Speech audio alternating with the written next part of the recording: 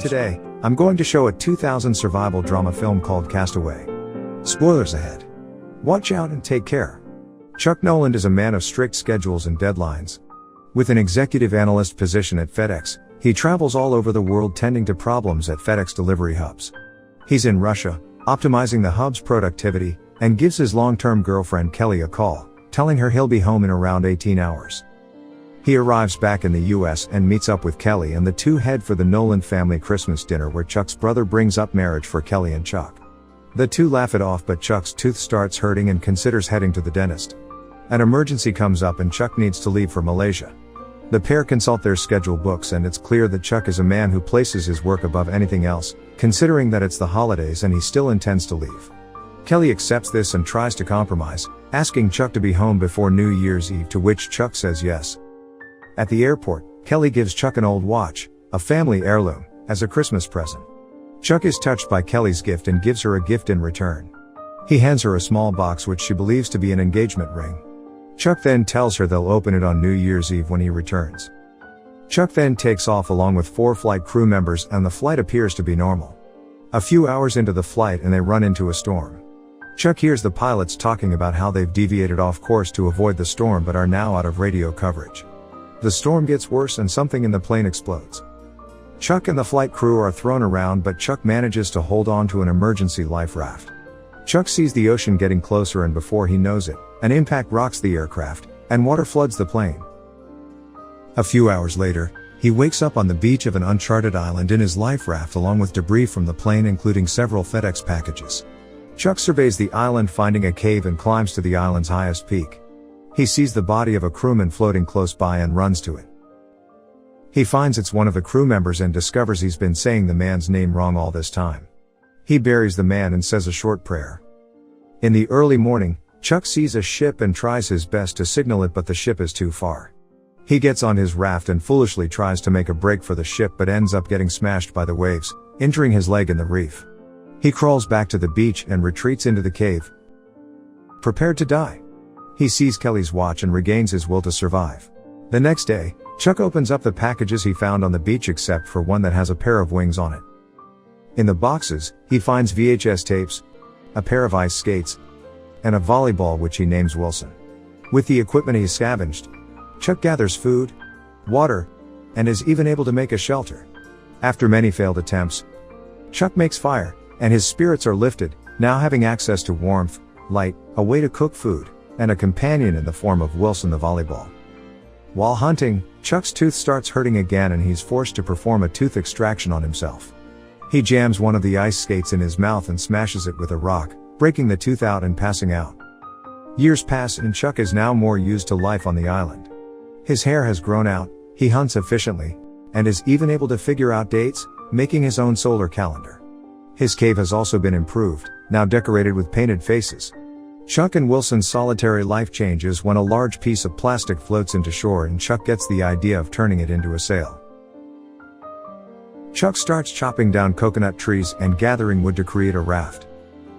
He then has to make a lot of rope and calculates that he'll have to finish his raft, stock it, and prepare to leave in as little as a few months so he can use the wind and tides to his advantage. Chuck is halfway finished with his raft when he realizes he needs more rope. He chats with Wilson, telling him that there's a way to get 30 more feet of rope, but he doesn't want to do it.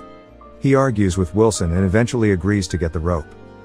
He climbs to a high point and starts pulling up a rope tied to a broken tree overlooking a cliff. He pulls up something heavy, looking like a person-shaped tree with a noose around its neck. Back at the cave, he talks to Wilson, revealing that the reason for the tree dummy was because he was testing out suicide.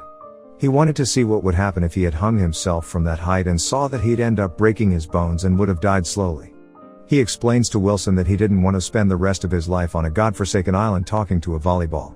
He gets angry and throws Wilson out of the cave and into the surf. He immediately regrets his decision and spends some time finding Wilson, apologizing to the volleyball. Some time passes and Chuck prepares to depart on his raft. He etches a message on a boulder, stating his name and that he'll escape into the sea, including an affectionate message for Kelly. After that, Chuck launches his raft and it is afloat. He starts paddling through the reef and gets slammed by waves over and over. He spots a huge wave and he and Wilson brace themselves. He unleashes the large plastic sail and the wind pushes them over the wave. Chuck looks back at the island he called home for years and journeys into the void of the open ocean. Chuck and Wilson journey for several nights and get hammered by storms. Passed out with no food or water, a dizzy Chuck wakes up and notices that Wilson has drifted away. He swims after Wilson, but Wilson has drifted too far. He now has to make the difficult choice of getting Wilson back or keeping his grip on the raft. Chuck chooses to remain with the raft and apologizes to Wilson for letting him go, crying and shouting. Passed out once again on the raft, Chuck is awakened by a passing ship and is rescued. Back in the US, Kelly receives a phone call and faints from the news. 4 weeks later, and Chuck is on a flight back to the US chartered by FedEx. He's greeted by simple amenities that had been absent to him on the island, like soda, ice, and even just comfortable clothes. He expects Kelly to meet him at the terminal, but finds out that a funeral had been held for him and that Kelly had to move on. Kelly has also gotten married and is now a mother. Chuck arrives at the airport greeted by a crowd of FedEx employees and the media. After the ceremony, he enters the terminal and is greeted by Jerry, Kelly's husband. He tells Chuck that Kelly is too overwhelmed and simply couldn't face him at the moment. Jerry leaves, and through a window Chuck sees Jerry leading a weeping Kelly to their car. After the FedEx employee celebration of Chuck's return, Chuck is left alone in his hotel room, seeing a mountain of food left behind by everyone. He also spots a small lighter on the table, recognizing how such a small and simple object can be the key to life or death on the island, and here it is, just left out on the table. That night, Chuck heads to Kelly's house, and the two reunite. They catch up with one another, and Chuck finds out that Kelly never stopped looking for him until the day he was found. Chuck returns the watch, reasoning out that it's a family heirloom and should stay within the family. Chuck returns the watch with a heavy heart, as it was one of his motivations to survive and get himself back to civilization. Chuck expresses his regret of leaving that night. Kelly reminds Chuck of his promise to return and cries. Kelly brings Chuck to the garage, and Chuck is surprised that Kelly has kept the car they shared as a couple. The two hug affectionately, and Chuck prepares to drive off. Before he could leave the driveway, Kelly runs out and they share a kiss and tell each other they still love one another. They hold each other affectionately, but come to an understanding that too much had changed. Kelly now has a family, and no matter how much she loves Chuck, she can't abandon them. The two sadly depart.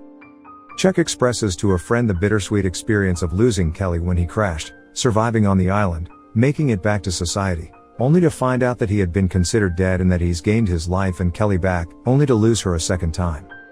Chuck drives to Texas to return the unopened package with a pair of wings. He arrives at a farmhouse, but nobody is home. He leaves the package and a note saying the package saved his life and thanking the person who sent it.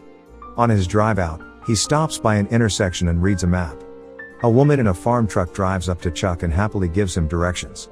She then drives off, and Chuck sees a pair of wings painted on the woman's truck. Chuck steps onto the intersection, looking at all four directions, then looks at the direction where the woman drove off to and smiles.